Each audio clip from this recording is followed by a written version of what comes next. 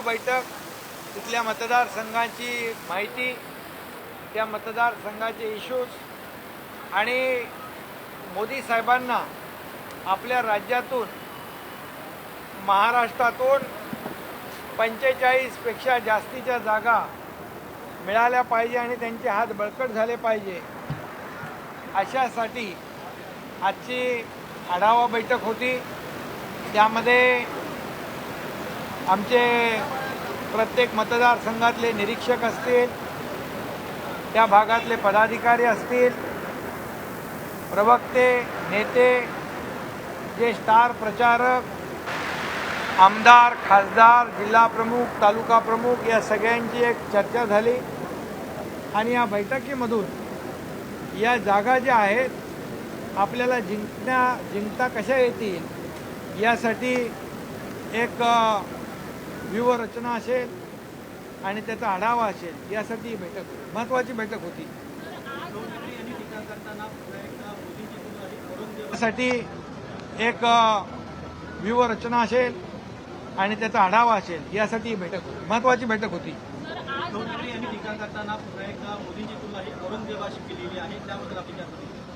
खरं म्हणजे हे दुर्दैव आहे, देशभक्त आणि राष्ट्रभक्त या देशाचे प्रधानमंत्री मोदी साहेबांनी या देशाला एक नवा आयाम दिला, नवी उंची दिली आणि बाळासाहेबांचं जे स्वप्न होतं राम मंदिर बांधण्याचं, 370 कलम हटवण्याचं, ते त्यांनी पूर्ण केलं।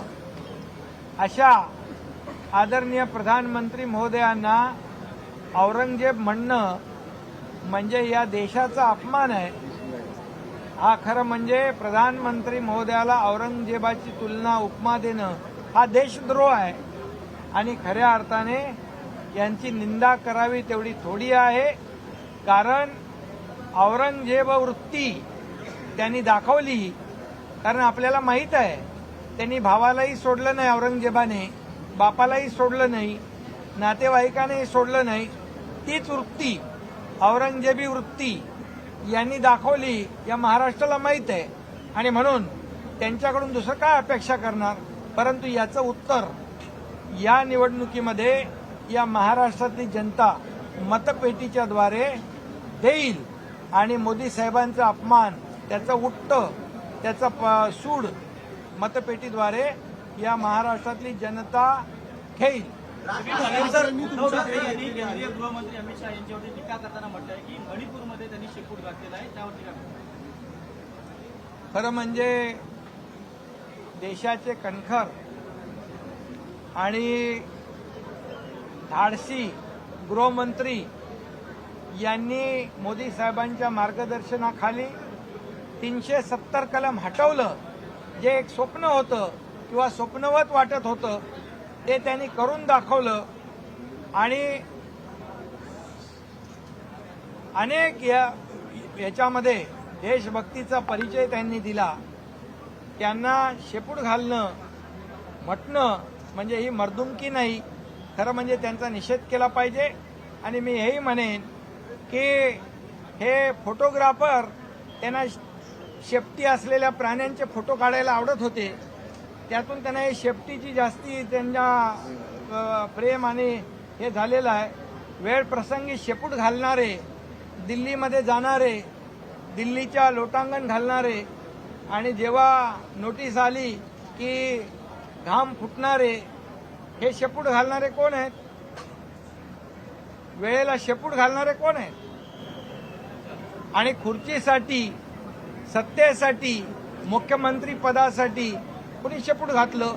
सगळं सोडलं, विचार सोडले बाळासाहेबांचे। त्यामुळे आज राज ठाकरे यांच्याबरोबर आपली एक बैठक झाली, त्याबद्दल काय सांगाल? त्यांच्याबरोबर चर्चा झाली आहे, चर्चा सुरू आहे, योग्य वेळी योग्य निर्णय होईल। पण शिवसेनेच्या जागांची मागणी राज ठाकरे करतात, या कितपत सत्य आहे? हिंदी में क्या चलो बोलो।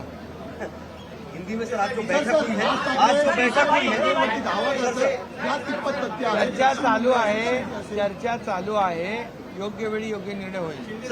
ते आता समविचारी पक्षाशी या ठिकाणी महायुतीमध्ये मोदी साहेबांचे विचार, पक्षाचं काम, सरकारचं काम यावर विश्वास ठेवून अनेक लोक सोबत येत आहेत। दो विषय है, जिस तरह से अभी यहाँ पर पार्टी के नेताओं की कार्यकर्ताओं की बैठक हुई है और इसके अलावा जो संजय राउत का कल का बयान है उसको किस तरह से देखते हैं? ये पार्टी की बहुत ही महत्वपूर्ण बैठक थी। लोकसभा चुनाव शुरू हुए हैं और महाराष्ट्र में उत्तर प्रदेश के बाद 48 सीटें हैं, इसमें 45 से ज़्यादा सीटें हमें महायुति को लानी है और मोदी जी को उनके हाथ मजबूत करने हैं।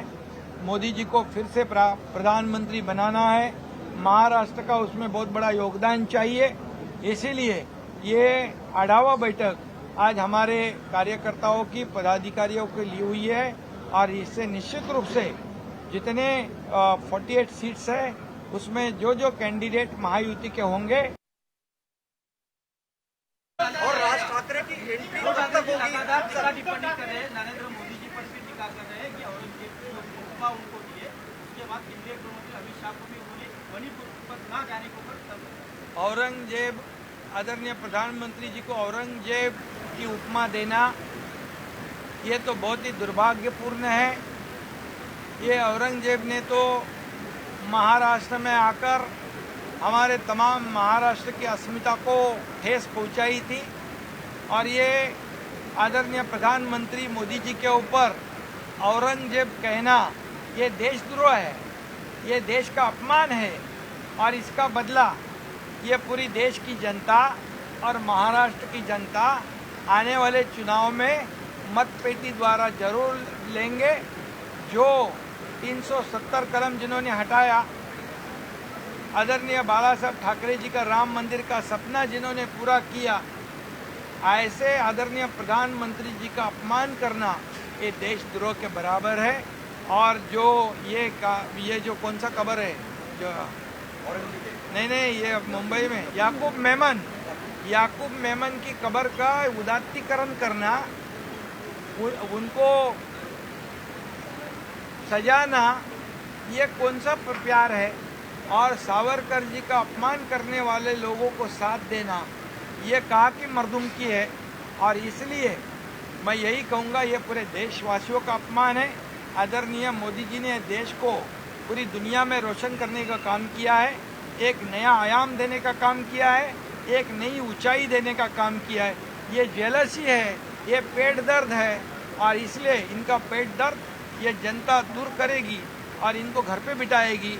और इसलिए मैं बहुत कड़ी शब्दों में उनकी निंदा करता हूँ जिन्होंने मोदी जी को औरंगजेब की उपमा दी है। सर एक सवाल और राज ठाकरे को लेकर, एक सवाल और राज ठाकरे को यूपी में आने को लेकर चर्चा कहाँ तक पहुंची है? जो सर मणिपुर का एक सवाल आपने उठाया है, वो गृह मंत्री जी के बारे में वो क्या कहा है?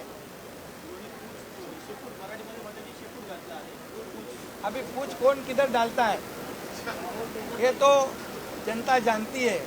जो फोटोग्राफी करते हैं ये पूछ वाले जानवरों की, उससे बहुत लगाव है उनको। और मैं तो कहूँगा एक डैशिंग एक गृह मंत्री इस देश को मिला है और 370 कलम हटाने का काम मोदी जी के मार्गदर्शन में उन्होंने किया है। और इसीलिए ये जब इनको ऊपर जब कुछ आता है, संकट आता है, आपत्ति आती है, तब भाग के जाते हैं, तब कुछ कौन डालता है ये देखो। इसलिए मुझे ज्यादा उस पर कुछ कहना नहीं है। और उनकी महायुति की फाइनल सीट शेयरिंग का मसला कहाँ तक पहुँचा है? एक चीज और राज ठाकरे की एंट्री कब तक संभव है? क्योंकि आज अभी आप लोगों की चर्चा हुई है। कोई नहीं, ऐसी बात नहीं है, चर्चा शुरू है, योग्य समय पर निर्णय होगा। राज ठाकरे सर मराठीमध्ये सांगली सीट को लेकर महाविकास आघाड़ी में तनाव है। उद्धव ठाकरे की सभा का कांग्रेस वहाँ पर आज बॉयकॉट कर रही है, स्थानीय कार्यकर्ता इसको कैसे देखते हैं? एक सीट को लेकर झगड़ा हो रहा है, ऐसी कई सारी सीटें। अरे उनमें तो पूरा झगड़ा ही झगड़ा है, उसमें कोई किसी के साथ नहीं है।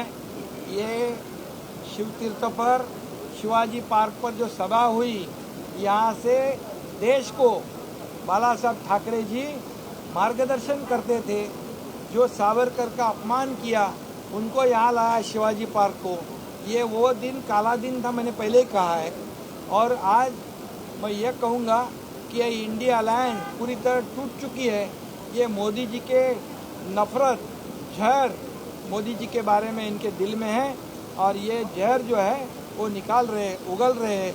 और ये इनको सही सबक इस चुनाव में महाराष्ट्र और देश की जनता दिखाएगी, और पूरी तरह इनको घर पे बिठाएगी। घर पे बैठने की उनको आदत है, और इसलिए उनको घर पे परमानेंट बिठा देगी।